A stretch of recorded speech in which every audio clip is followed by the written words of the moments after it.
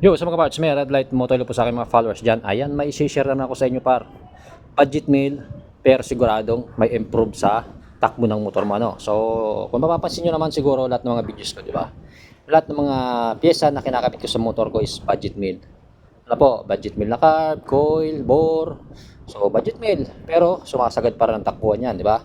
Sumasagad tayo ng 160 kph. Nasasagad natin yung speedometer natin, nasasagad natin yung RPM natin gamit yung ating budget meal na racing CDI rin. So ito, share ko lang sa inyo. Especially lalong-lalo sa mga carburetor type. Bawa, stock yung motor mo from 125 to 150cc or kahit yung 100cc, diba?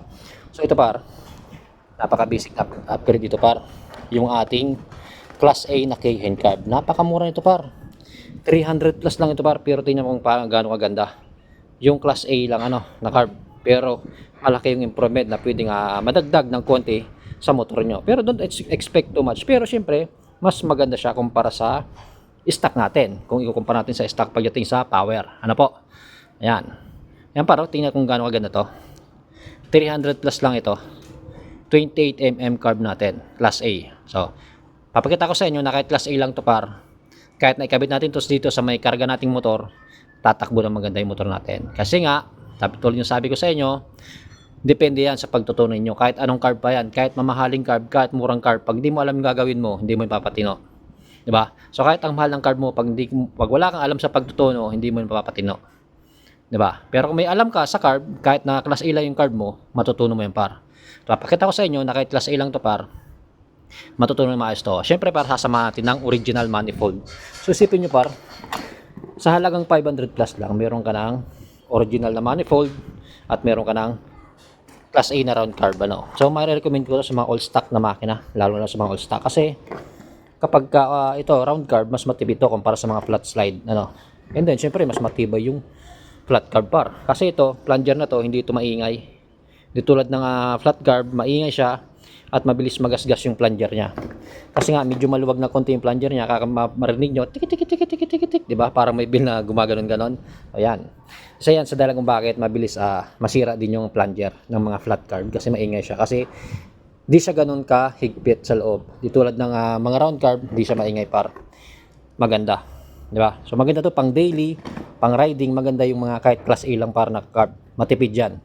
Syempre, gamitan nyo ng original na manifold. Ito, bumili tayo ng SGP manifold. Ito, sa mga gustong bumili dyan, ilalagay ko sa link yung carburetor link at syempre itong link ng manifold. Bibili ka ng original par na manifold. Kasi pag bumili kayo ng local, mabilis masira par. Kasi may mga local par na manifold. Yung mga original par, makikita nyo. Ayan, meron siyang 25G. Tapos may ganyan, may go. And then ito, ayan.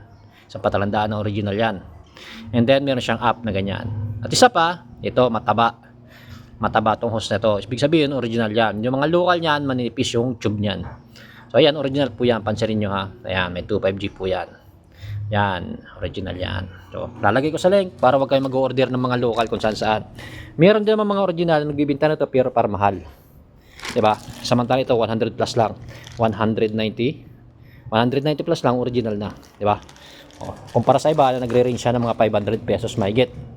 Diba? Kumpara sa ibang mga mabibilhan mo ng mga shop. Kaya para papakita ko sa inyo kung gaano kaganda. Sa sunod, papakita ko sa inyo kung gaano kaganda ang Class A. Kahit nasa may Class A lang na K-Hen, 28mm lang yan para. Lalagay natin sa ating naka 66mm, naka Racing CDI para makita nyo yung performance niya na kahit Class A lang yan, garantisado, papakita ko sa inyo na maganda yung tatakbo niyan. Ano po? Ayan, sa mga gustong bumili niyan par, kahit anong motor mo, basta't carb user ka, napakaganda par. Lagay ko na lang sa link yung ano niyan sa mga gusto umorder. Ayan. Alright. At may red light motor ride safe, play safe. Kung gusto magpalakas, syempre mag-upgrade ka. 'Di ba? Ganoon lang kasimple para hindi ka nagiiyak sa malalakas. Alright.